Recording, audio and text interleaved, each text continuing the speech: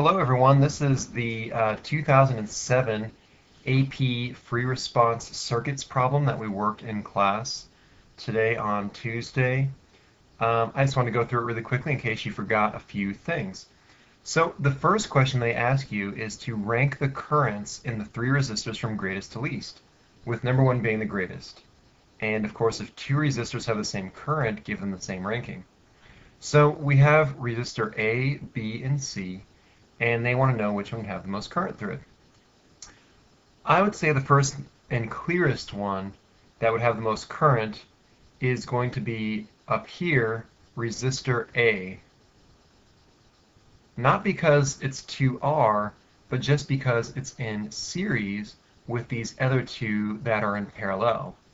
So if we consider the current that's pumping out of this battery, all of it has to go through resistor A. It's just like if people were exiting this place out of the battery, or water was pumping out through here. All of it has to go through this resistor. So definitely the number one we would say is resistor A if we're ranking current. Then of course it goes and splits up.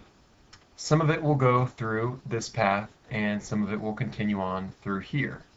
Of course later on they'll both meet up again. They'll both combine down here, and you'll get back to the same current that you had going through resistor A. Well, now let's compare RB to RC. RB is twice as resistive as RC. So it seems that if we have the current dividing up, probably 2 to 1, the current will want to go through resistor C.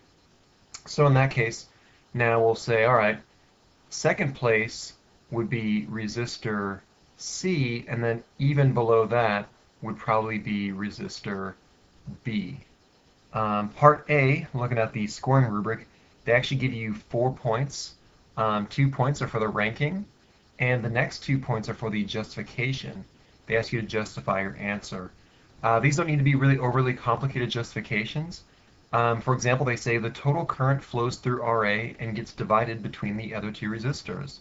That's how you can justify that RA is the largest.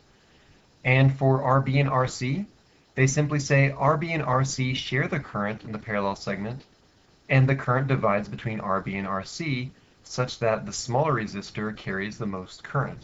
That's it. That's what they consider an ideal answer. So not too bad. So that now brings us to part B, and they ask you to rank now the voltages across the three resistors from greatest to least, with one being the greatest, and if two are the same, then give them the same ranking.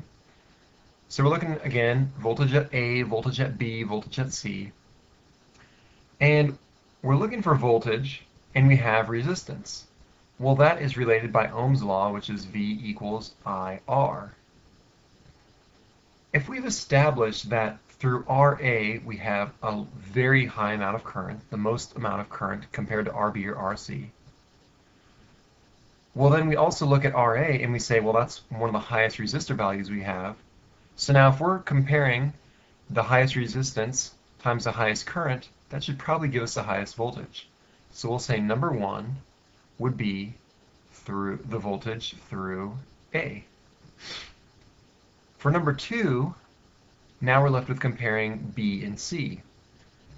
We know that there will be half the current going through resistor B as would go through resistor C. So you're thinking about the term I over here.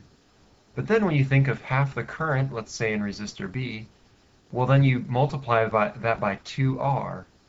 Half times 2, well that just gets you back to V again. So when you compare RB and RC, you get the same number. Or simply you can just go by your definition of series and parallel, and we know that when these two resistors are in parallel, they have the same voltage across them. So for number two, it turns out that we'll say both B and C have the same voltage across them. Part B was worth 3 points. The first point they give you for correctly ranking them, A and then B and C are the same. And the next 2 points are for the correct justification.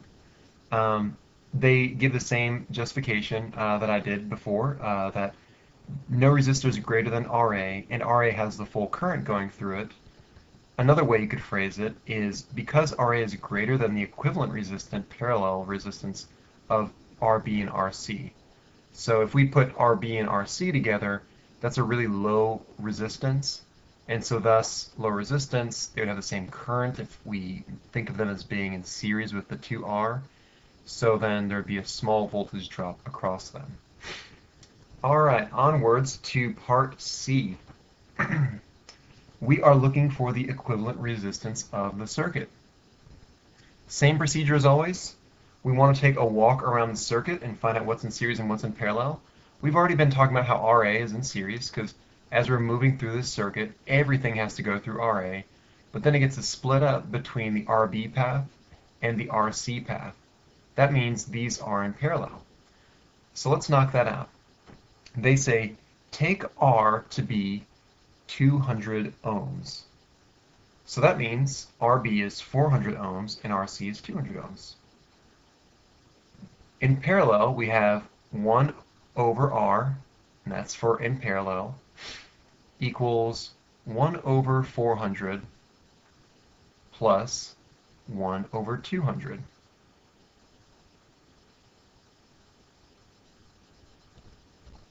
Solving for R parallel,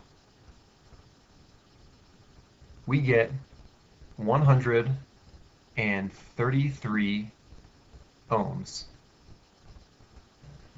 So now we can redraw this circuit. It's my advice to you. We have our source of EMF. It's connected to a 400 ohm resistor. And we have combined the two in parallel into just one resistor. So now our wire comes down.